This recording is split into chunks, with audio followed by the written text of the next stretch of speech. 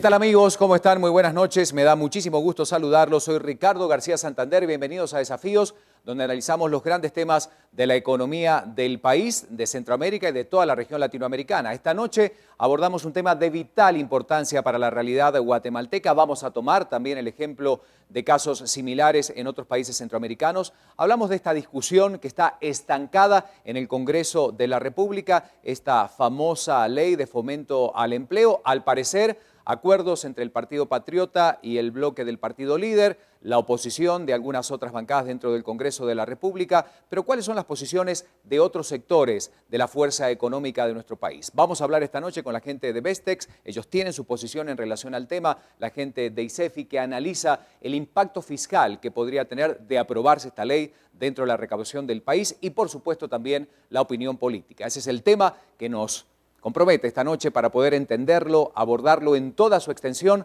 Veamos el siguiente reportaje y luego sí, nuestros invitados. El sector de maquilas en Guatemala es uno de los principales sectores generadores de empleo, representando el 14% de las exportaciones en el país. Pero en el 2015 los privilegios que se les ofrecían desaparecerán por completo, ante una decisión de la Organización Mundial del Comercio. Crear una nueva ley que incentive la inversión y el empleo no ha sido fácil.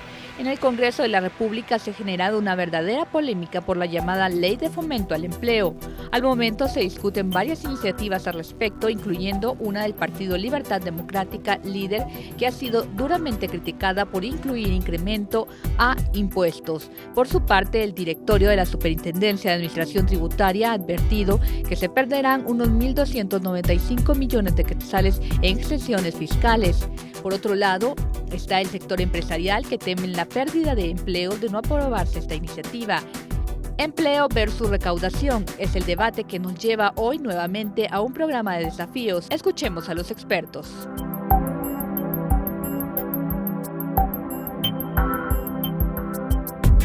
Bueno, y realmente es un tema más que importante para la realidad del país. No es la primera vez que abordamos en Desafíos este proyecto importante que se discute en el Congreso de la República y que ha generado opiniones encontradas en relación a la aprobación del mismo. Pero queremos entender el contenido, el avance, el alcance que puede llegar a tener el país de aprobar, pero por sobre todas las cosas, qué ha pasado en algunas otras regiones centroamericanas donde ya se está trabajando con esta herramienta legal para fomentar en definitiva el empleo en el país. Este primer bloque nos acompaña Alejandro Ceballos, director de la Comisión de Vestuarios y Textiles Bestex. Alejandro, bienvenido. Gracias, Buenas Ricardo. noches, gracias por acompañarnos. ¿Cómo definimos fomento de empleo? Mira, lo que pasa, voy a hacer un poquito de historia, voy a tratar de hacerlo lo más breve. Esto viene desde hace ya como 15 años, donde la OMC dijo que los productos industriales no podían seguir siendo subvencionados. Guatemala tuvo 10 años, o 15 años, perdón, de extensión, pero eso se acaban a finales de este año. Entonces, los países han ido arreglando haciendo lo que le llaman incentivos de nueva generación.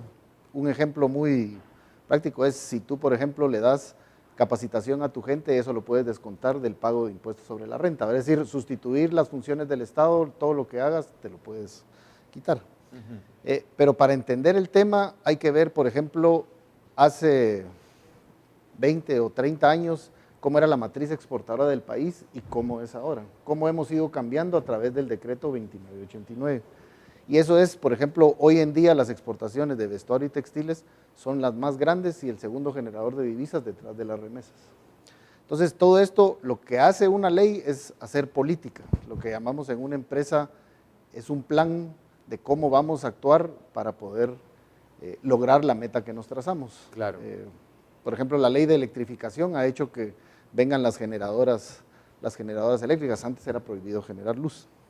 Entonces, enfrentándonos a esto y pensando en los incentivos de nueva generación, hay que comentar que, por ejemplo, Nicaragua, Honduras, por tener un PIB menor a $1,000 anuales, no entran entre esta disposición y ellos pueden seguir con sus leyes de fomento sin ningún problema, pero Guatemala y El Salvador tenían que cambiar. ¿Por qué es tan importante esta ley? Porque cuando nos preguntamos, una iniciativa que queda estancada dentro del Congreso de la República, que ha sido muy discutida, ¿dónde radica la importancia de la misma? Mira, la importancia de la misma radica en que si tú, por ejemplo, eres una empresa transnacional o eres una empresa cualquiera y quieres venir a invertir al país, tienes que tener ciertas reglas. Por ejemplo, vamos a hacer un caso del tal vez el principal, que es el impuesto sobre la renta, que es el que tendríamos que pagar los que ya estamos aquí y el que no pagarían las nuevas inversiones.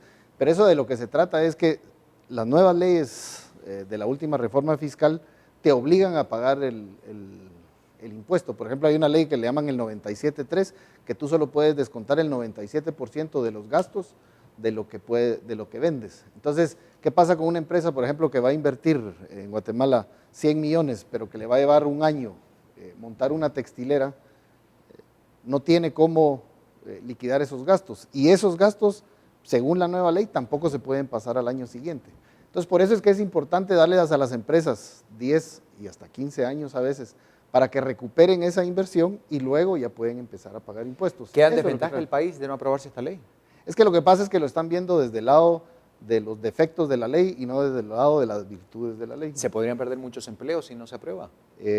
Sí se podrían perder, porque hay que entender que, por ejemplo, solo en vestuario y textiles el 80% de las exportaciones las hacen inversionistas extranjeros que vinieron con el 2989 y que son de origen coreano. Esa gente, por ejemplo, solo para darle un ejemplo a los televidentes, una de las empresas coreanas puso una fábrica textil en Costa Rica, y dice uno, bueno, Costa Rica, ¿por qué? Si es el país que ha ido para abajo en la venta de textiles. Lo que pasa es que Costa Rica le dio condiciones muy especiales de energía eléctrica, de pago de impuestos a esa empresa en especial para que se situara ahí.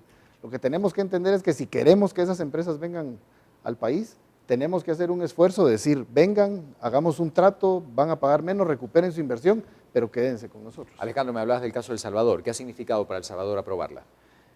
Solo tenemos la noticia que una fábrica textil acaba de hacer una inversión de $22 millones. El Salvador es el país que más inversiones textileras americanas ha conseguido desde que Centroamérica se volvió una región importante para suplir de ropa a los Estados Unidos. Esas inversiones, que naturalmente las debemos de tener nosotros porque tenemos historia textileras, las estamos perdiendo.